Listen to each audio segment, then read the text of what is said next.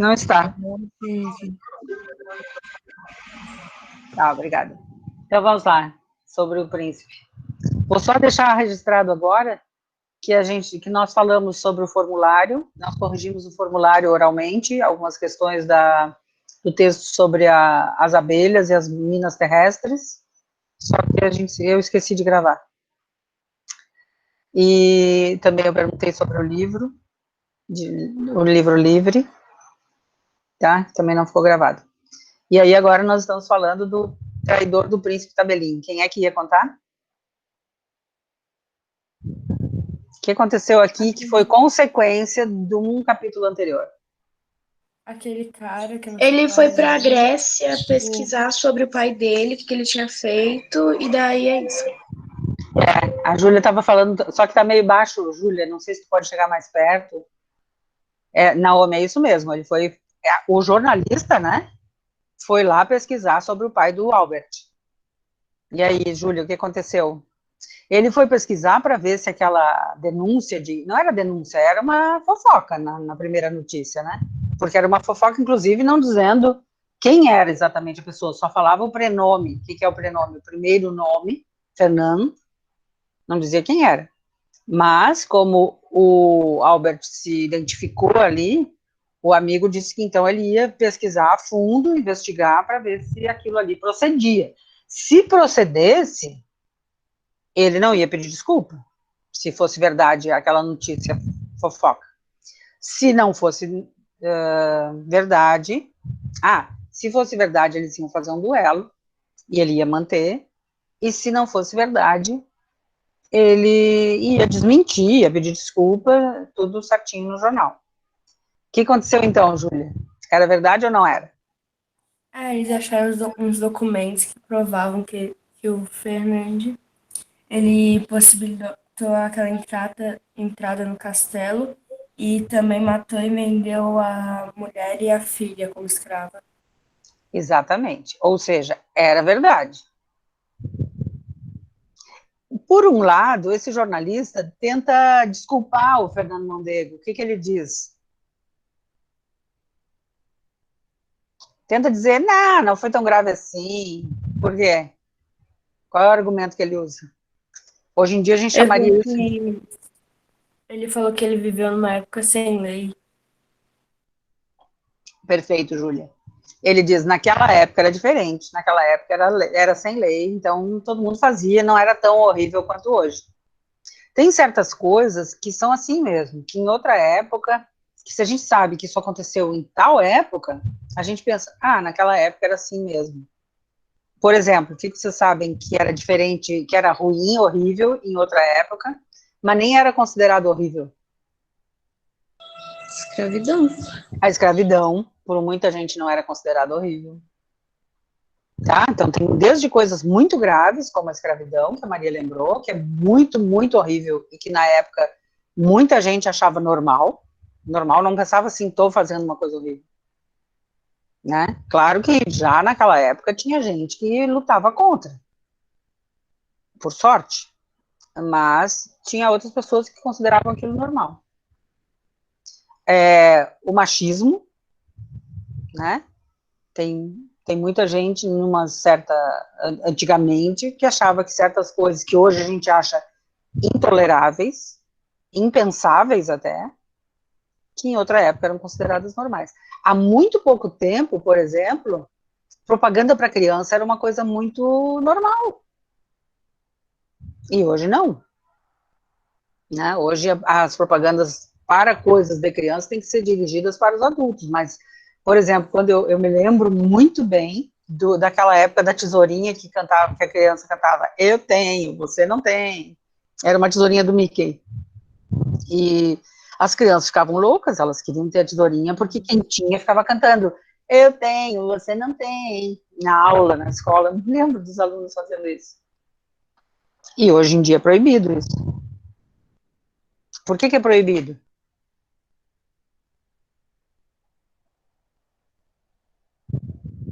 É porque eu acho que é apelativo, né? É apelativo. Leva as pessoas a querer compulsivamente esse negócio e...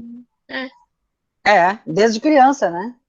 E a criança não tem mesmo o espírito crítico ainda para saber que não, ela não precisa ter aquilo.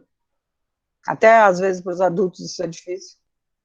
Tá? Então, tem certas coisas, a corrupção, por exemplo, quando se descobre, quando um país começa a descobrir, fazer, botar para fora os escândalos de corrupção, tem um país que a primeira-ministra comprou fralda para o filho, para o bebê, porque ela estava numa situação de emergência, só tinha o cartão corporativo,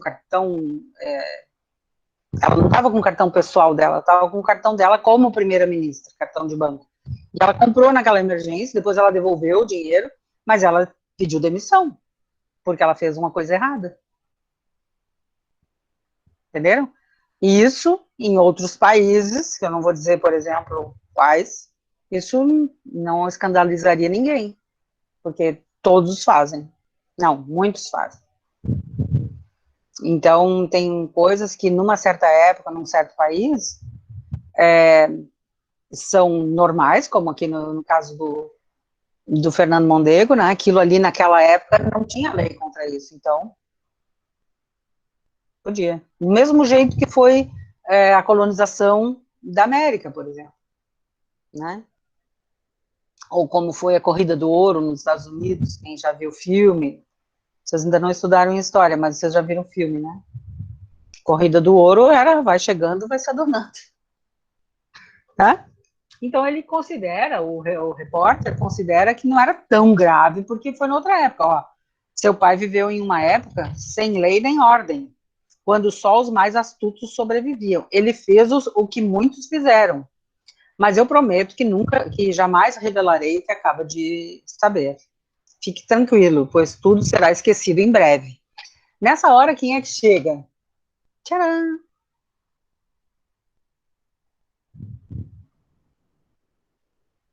O Edmund. O Edmond. Conde. O Edmond também chega, dá uma ajudinha e diz assim, olha, agora esse menino está muito cansado, muito estressado, ele vai tirar um tempo de férias lá na minha casa. Para onde ele manda? Aqui, ó. Eu acabei de comprar uma casa no litoral, onde eu pretendo me refugiar até que termine essa investigação sobre o assassinato do ladrão na minha residência, que é aquele capítulo anterior. Então ele pega e convida o Albert para ir com ele. Deixa esse escândalo aí do teu pai acontecendo, não te mete nisso, te protege e vai comigo para a praia. Tá? E foram se instalar lá naquela praia. E, enquanto isso, o Fernando se defende, e quem é que está ali de prova, de testemunha de que aquilo foi verdade?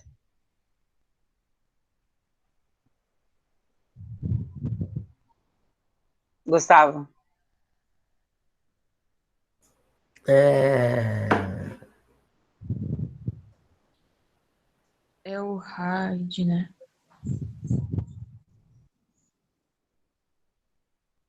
Gustavo? Oi, Quem era? eu não sei. Arthur? Posso falar? O filho do príncipe. O filho do príncipe? A filha. A filha, Aide é o nome de mulher, tá? Aide. Nossa, eu tava pensando que era um homem. Aide é a grega, que chamavam de grega, na verdade ela não era, né? Mas eles achavam que era uma pessoa exótica, então era uma grega. Aide.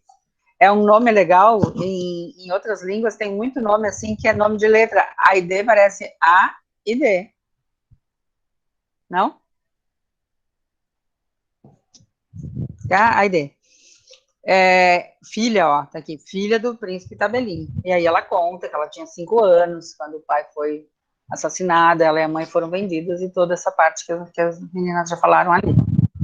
Tá? E aí é claro que o que vai acontecer com o Fernando Mondego, já que sim, tem uma testemunha, e ele foi traidor, e além de traidor, ele foi assassino e escravagista, ele vai preso. Tá? Algo a declarar? Conde de Morcerf perguntou o presidente da Assembleia com voz fria. Mondego saiu da sala cambaleando como um bêbado, e aí a gente vai ver o que vai acontecer. Tá? Enquanto isso, o filho dele nem sabe, tá lá longe. E agora nós vamos ler o capítulo que se chama Os Morcerf e o Conde de Monte Cristo, página 117 na maioria dos livros. Abram. E vocês podiam abrir a câmera, né? Até agora, já passou não sei quantas horas de aula, já se passaram, e eu não vi ninguém. Estou vendo o Gabriel pela primeira vez. Aê. Câmeras, durante a leitura. Ok. Só os dois? Eu vou abrir também.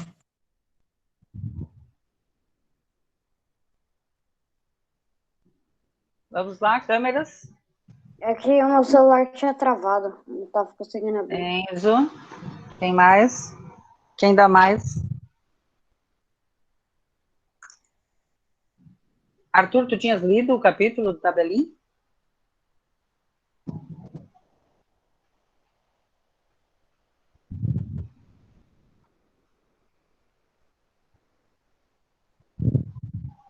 Tem um passarinho de verdade ali, Brenda?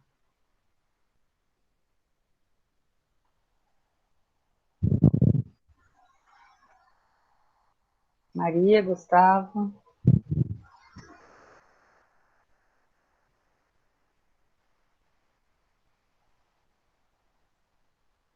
Então vamos lá, quem quer ler? Oi, Andressa. Ah, é muito melhor. Ontem eu vi um vídeo dos professores se emocionando porque a turma abriu as câmeras. O 7º ano já fez essa emoção para mim. Todo mundo abriu a câmera numa aula. Não é só para o professor, é para vocês também. Quem é aqui? Laura, Pedro, Mariana, Bruno, Naomi, Marina, Eu Sodré. não tô com a câmera no computador, ela caiu no chão. Caiu no chão? Sim, ela tava toda enrolada no meu fone, aí ela caiu no chão. Aí eu fiquei com preguiça de colocar de novo. Às vezes eu saio, por sorte, o meu microfone tem um cabo bem comprido, ó. Porque às vezes eu me levanto com ele grudado. Mas aí, como ele é comprido, dá tempo de eu me dar conta. Antes de arrastar o computador junto. Quem vai começar? Oi, Naomi. Oi, Júlia. Que bonitos os quadros aí, Naomi. Ah, meu pai trouxe da Indonésia. Que bonitos. Vamos lá? Quem vai ler? Enzo? Pode ser. Ótimo. Os Morcerf e o Conde de Monte Cristo? Sim. De volta a Paris, Albert procurou como é que pronuncia? Beauchamp. Beauchamp, que lhe informou sobre os últimos acontecimentos. Quando ficou sabendo que Haydée havia denunciado seu pai, compreendeu que o Conde de Monte Cristo estava por trás de tudo.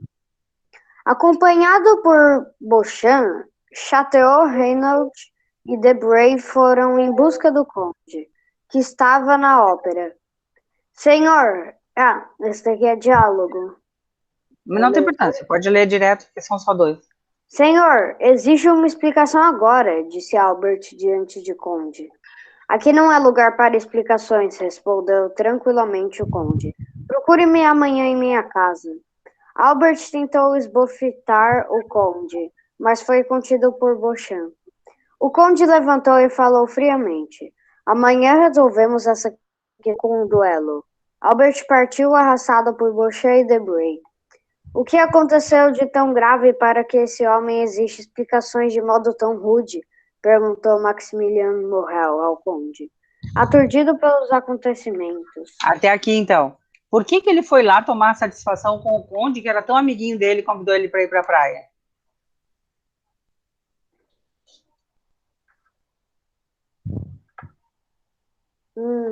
Não sei.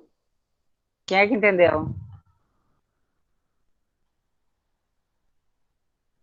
Alguém entendeu? Por que ele foi lá perguntar pro Conde de Monte Cristo, que é aquele amigo dele, exijo uma explicação agora. A ponto de o Conde propor um duelo. Não entenderam até aqui? Vai, Gabriel. Laura. Bruno. Pedro. Alguém socorre. Por causa Ó, daquela Raidê lá? isso por causa da Aide. A Aide era aquela que foi com o Conde na festa, lá na ópera, né? Então ele sabia que a Aide tem a ver com o Conde. O Beauchamp contou para ele que a Aide testemunhou contra o pai do Albert, que é o Fernando. Então ele ligou os pontos e pensou: o Conde que armou isso aí contra meu pai. E aí ele foi lá tomar uma satisfação. Por que você fez isso? Exige uma explicação agora. E o Conde, né, todo frio e calculista, disse: aqui não é lugar para isso, vamos fazer um duelo amanhã. Tá? Agora entenderam? Gente, não deixem seguir o baile sem entender o que está acontecendo. E aí, agora que entenderam, daqui para frente vocês se liguem. Então, o Maximilian Morrel, que é o jovem filho do Morrel, perguntou: ué, o que aconteceu? Continua, Andressa, por favor. A história de seu pai me enfureceu. Na Assembleia, a ideia acusou o Conde de Morcerf de ter traído e assassinado seu pai, o príncipe Tabelin.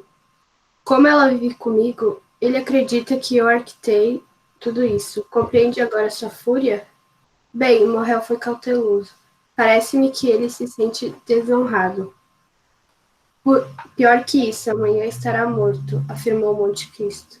Em sua mansão em Champs-Élysées, Monte Cristo preparava as pistolas para o duelo, quando Bertuccio entrou anunciando a visita de uma senhora. Mande-a entrar, ordenou o conde. A senhora Morcerf entrou espavorida e atirou-se aos pés do conde.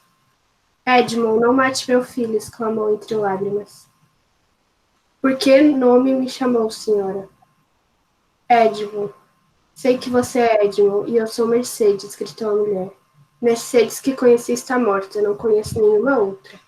Está viva, eu a reconheci no primeiro momento em que vi. Compreendi que veio para se vingar do meu marido, o conde de Morcerf. A senhora fala de Fernand Mondego. Parece que essa noite vamos recordar muitos nomes esquecidos. Por Deus, Edmond, tenha piedade, não mate meu filho. Ele entendeu que a desgraça de seu pai foi ocasionada por sua interferência.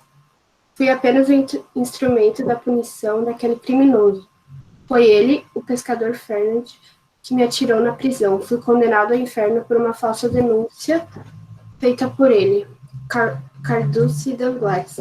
Agora todos pagarão por isso. E a punição será dura, exclamou Edmond Dantes, cheio de ira. Então vingue-se sobre os culpados e não sobre os seus filhos inocentes. Se matar meu filho, eu o odiarei para sempre. Se a senhora o ama tanto assim, então eu devo morrer, ele viverá. Não, que vivam os dois, que esse duelo não se realize, implorou a mulher.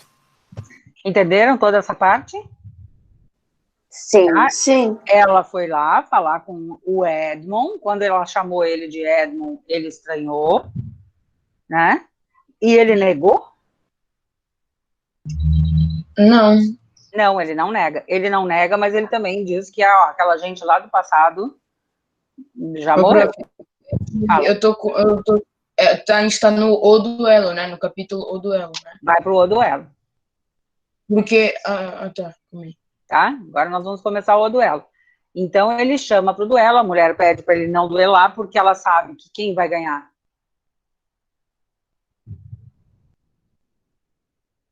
Ué, porque você parou? O Edmond vai ganhar, então o filho dela vai morrer. Não, é E que aí, você tá falando alguma coisa, você parou, tipo, falando. Oi? Não é que você parou do nada de falar? Você tava terminando a frase. Tá. Então vamos lá, o duelo. Começa, por favor, Mariana. Os nomes estranhos que aparecerem, podem ler como está escrito, ó, Vincene, pode ler Vincene mesmo, tá? Os que vocês já sabem, que nem Chateau Posso ler? Renaud. Oi? Posso ler? Pode, Laura. Depois Mariana, então. Tá.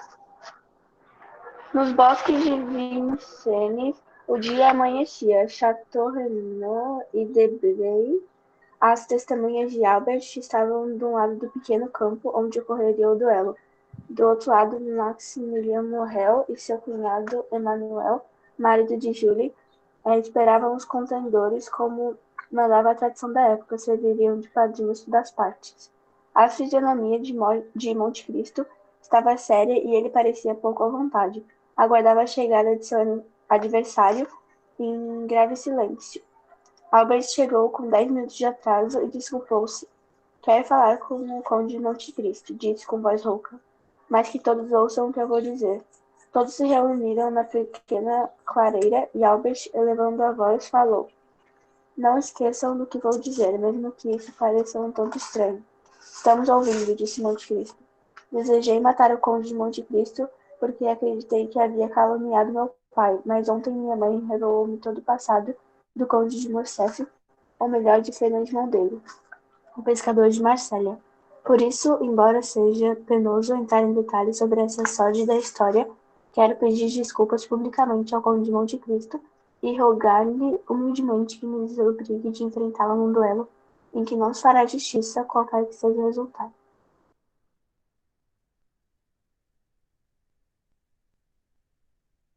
Entenderam até aqui?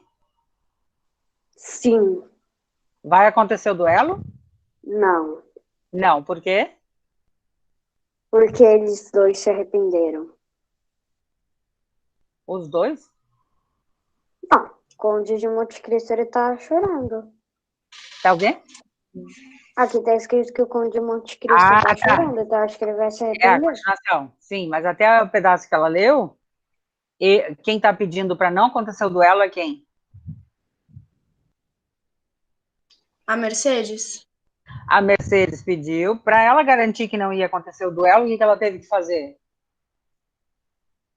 Interferir. Interferiu, fazendo o quê? Contando a história verdadeira. Perfeito, O hein? Fernando Mondego. Contou pro filho, né? Olha, o teu pai realmente fez isso, então esse duelo aí é uma bobagem, porque tu vai lá defender a honra do teu pai, mas na verdade ele fez a coisa errada. E aí tu vai morrer por causa disso? Tu causar a tua morte? Então ele pede desculpas, não foi uma calúnia, foi uma verdade que o conde disse, e segue o baile. A Monte Cristo adiantou-se, agora sim a parte que o Enzo falou, ó, com lágrimas nos olhos, não conseguiu dizer nada, pois sua voz estava embargada. O jovem prosseguiu. Desejo ainda estender a mão para o conde e reafirmar meu pedido de escusas, de desculpa. Mariana?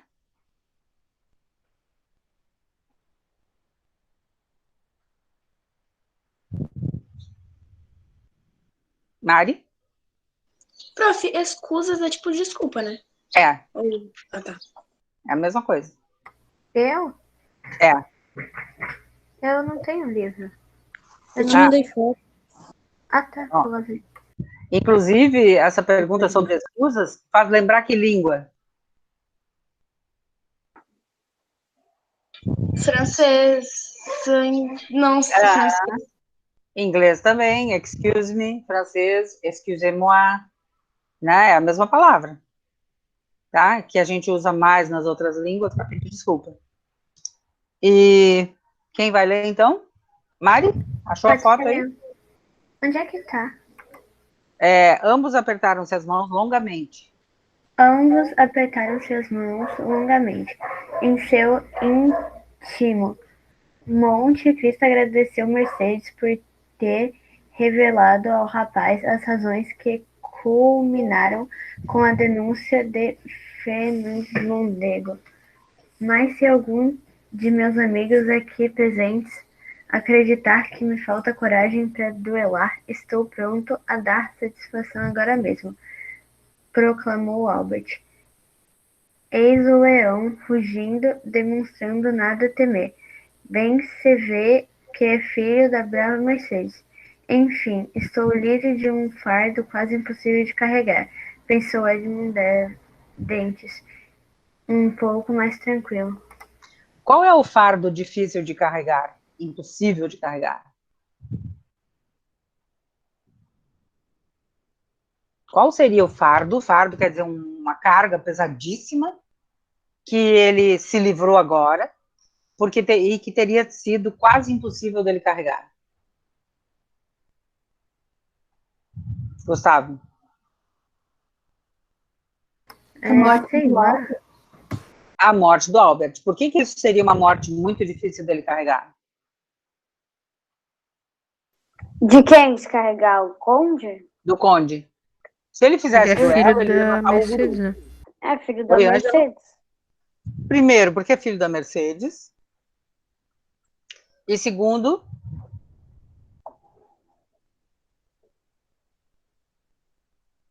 Que ele vejam, matou ele ia uma pessoa? matar uma pessoa, na verdade esse seria o primeiro, né? Matar uma pessoa, mas já vimos que pro Conde de Monte Cristo isso aí não é mesmo um problema muito grave. Se estiver no caminho dele para essa vingança, ele vai fazer. Ou ser filho da Mercedes e ser um guri, ele já viu que esse guri não é do mal, né? Ele até se dá bem. Ele aqui elogia, né? Ele diz ele é bravo como a mãe dele, brava no sentido de corajosa, né?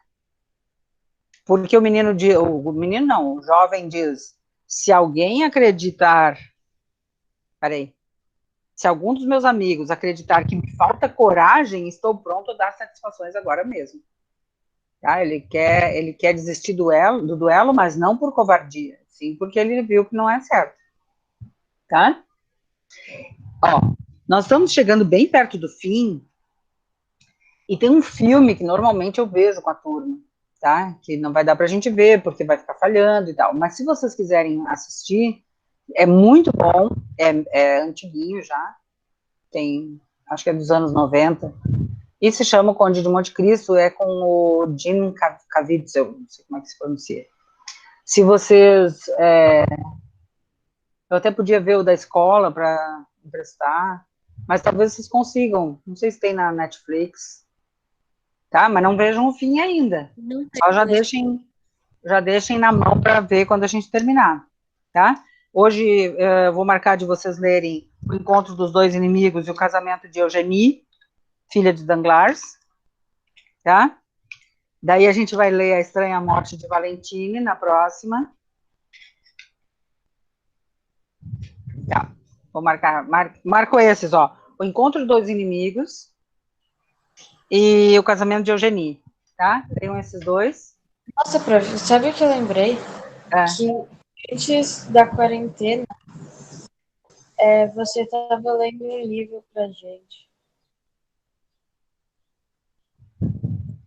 Eu tava lendo? Era aquele da chave de casa, eu acho. Mas a gente já tinha terminado esse livro. Não, mas isso eu li para vocês no 6º ano. Não, o 6º ano foi o Pequeno Nicolau. Não, mas a chave de casa também. Chave de casa. Chave de casa foi, acho que ano passado. Foi no 7º ano. Eu acho que foi esse ano. Ó, a chave Foi de no casa. início da quarentena mesmo. Oi? Foi no início da quarentena a chave de casa. No início da quarentena, não. Antes da quarentena. No início da quarentena, a gente Não faz muito sentido ser mesmo. Mas Eu tô achando estranho. Oi, Brenda? Você terminou o livro. A chave de casa eu li para vocês. Eu leio sempre no 6º ano, tá? A chave de casa. E o Pequeno Nicolau, sim, é que eu leio no 6º, no 7º, no 8º, no 9º. Tem turmas que até o dia da formatura ainda estão homenageando o Pequeno Nicolau. Tá. Então, por hoje chega. Que horas são? Ah, tá bem na horinha mesmo. Tá? Beijinhos. Hoje que chega aquele papelzinho falando da representação e tal? Ah, não sei nada dessas datas. Hoje, dia 11. Hoje chega? Tá. Tchau. Beijinhos. Tchau, mas as aulas continuam. Aham, o que tem com Papelzinho tem papelzinho. Tchau. Tchau. Tchau.